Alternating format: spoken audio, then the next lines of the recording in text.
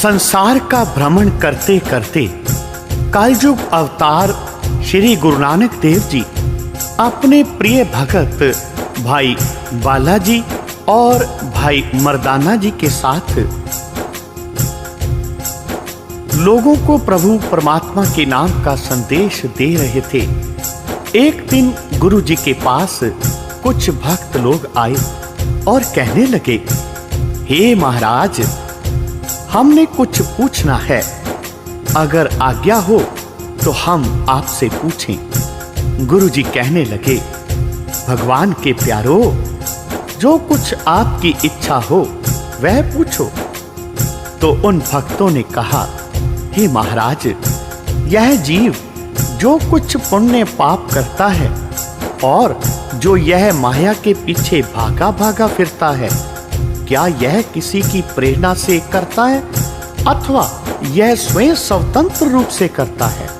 इसके उत्तर में गुरु साहब जी ने एक शब्द उच्चारण किया, मन का कहया मनसा करे, ए मन पाप पुण्य उचरै, माया मद माते तृप्त न आवे, तृप्त मुकत मन साचा पावे, तन धन चलत सब देख अभिमाना, बिन नावै किछ संग ना जाना, रहाओ कीजै रस भोग खुशियां मन केरी, तन लोका तन पसमै ढेरी, खाकू खाक रलै सब फैल, बिन सबदै नहीं उतरै मैल, बिन सबदै नहीं उतरै मैल।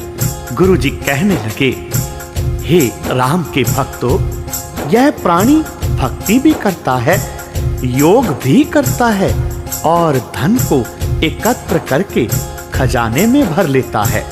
धन माया के जो आनंद हैं वह इसके साथ नहीं जाते तथा शरीर भस्म हो जाएगा और दौलत को अन्य लोग ले जाएंगे।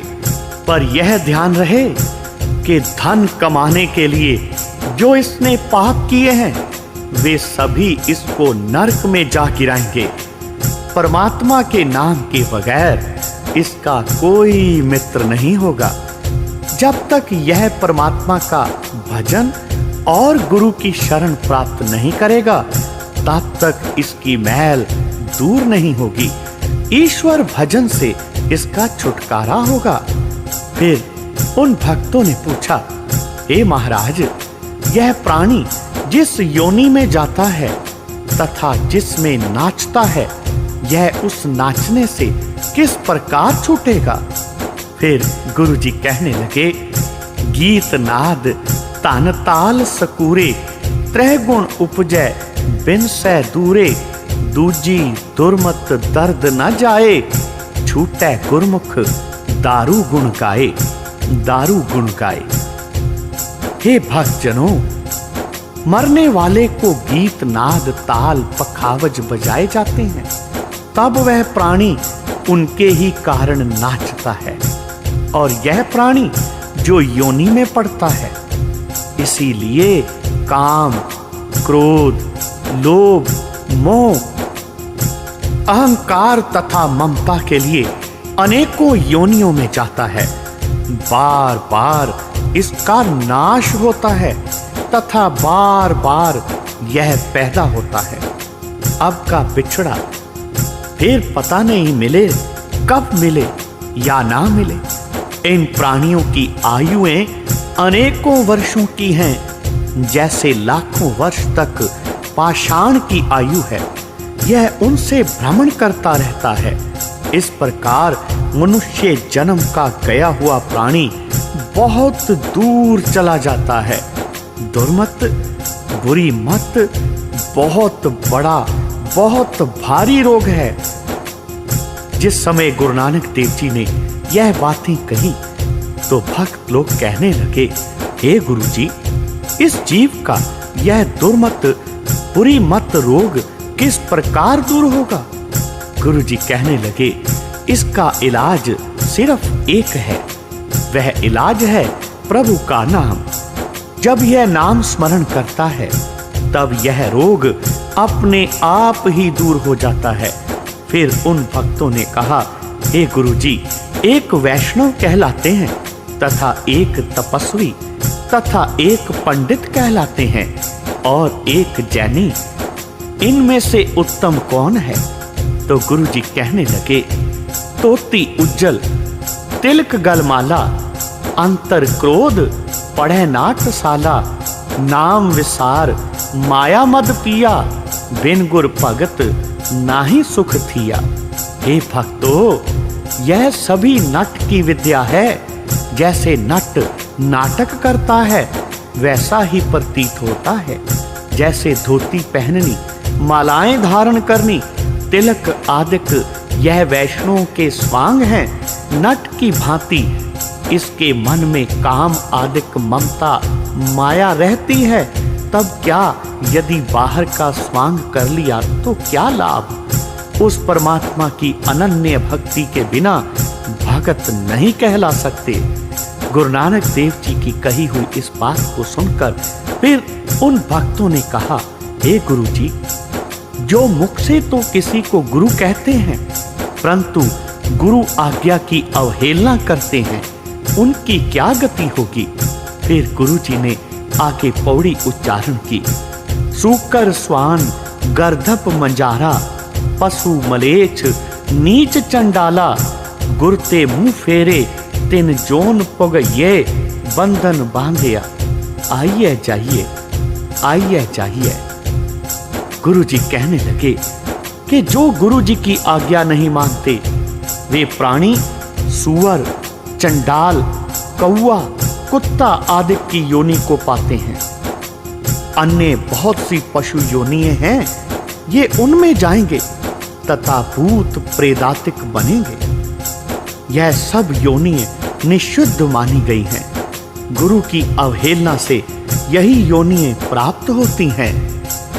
फिर उन्होंने कहा, हे महाराज, जो सतगुरु को प्राप्त करके सदैव उनके सन्मुख रहते हैं उनकी क्या गति होगी? कृपया यह भी बता दो। गुरु जी कहने लगे, गुर सेवा ते लह पदार्थ, हृदय नाम सदा कृतार्थ, साची दरगह पूछ ना होए, माने हुक्म सींचे दर सोए, सींचे दर सोए। भगवान के प्यारे भक्तों, जो प्राणी उस परमात्मा की भक्ति तन मन धन लगाकर करते हैं उसका यह जन्म सफल होगा। जो प्रेम रूपी उत्तम पदार्थ है उसको मिलेगा। उस परमेश्वर की कृपा से उसकी अंतर आत्मा भी परम पवित्र हो जाएगी तथा मुक्त धाम में उसको कोई रुकावट नहीं होगी और परमात्मा के दरबार में उस प्राणी का मान होगा। हे भक्तों, उस परम धाम में वही जाएंगे जिन्होंने उस भगवान के नाम का स्मरण किया है। फिर उन्होंने पूछा, हे महाराज, जो उस परम पुरुष को जानना चाहें तो वह कौन सा यत्न करें? गुरु जी कहने लगे, सतगुर मिले ता तिस को जाने, रहे रजाई हुक्म पछाने, हुक्म पछान सच्चे दरवास, काल विकाल शब्द पहे नास, शब्द पहे नास। गुरु जी ने फरमाया, हे मित्रों, हे भक्तों, यह प्राणी पहले गुरु जी के बताए मार्ग पर चलकर उस परमात्मा की पहचान करे, सुख दुखादि द्वंद्वों को एक समान जाने, तब इस जीव को उसका प्रासार प्राप्त होता है। इतनी बात सुनकर भक्त जन कहने लगे, हे महाराज, जो प्राणी गृहस्थाश्रम में रहकर परमेश्वर की सेवा करता है उसे किस प्रकार करना उचित है? फिर श्री गुरु नानक देव जी ने यह पौड़ी उच्चारण की, रहे अतीत जाने सब तिसका, तन मन अर्पे है एव जिसका, ना ओ आवे ना ओ जाए, नानक साचे साच समाये, नानक साचे साच समाये। हे मित्रों, गृहस्थी को उचित है कि वह गृहस्थ में इस प्रकार रहे जैसे कोई अतीत आलसी बैठ जाता है। उसे प्रथम दिन यह ज्ञान होता है कि मेरा इस नगरी में कोई भी नहीं है। एक परमेश्वर ही मेरा है, बाकी सभी दूसरे हैं। यह नगरी भी दूसरों की है, सिवाय उस एक भगवान के और मेरा कोई भी नहीं है, तथा मैं तो उस परमात्मा का हूं।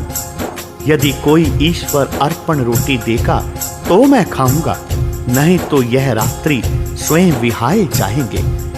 इस प्रकार गृहस्थी को जानना चाहिए, अर्थात धन द्वारा सुख तथा अन्य वस्तु सभी परमात्मा की जाने। ऐसा गृहस्थी मोक्ष प्राप्त करता है। तब सभी भक्त जन गुरु जी के चरणों पर गिरे और स्तुति करने लगे। गुरु जी कहने लगे, ईश्वर का स्मरण करो, ईश्वर का।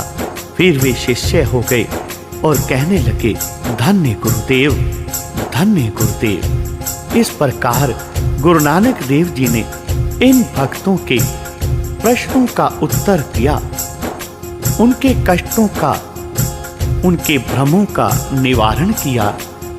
प्रभु परमात्मा के नाम का संदेश देकर उन्हें अपना शिष्य बनाया और प्रभु परमात्मा का नाम स्मरण कराया और अपने सेवकों के साथ गुरु नानक देव जी संसार यात्रा पर आगे निकल पड़े।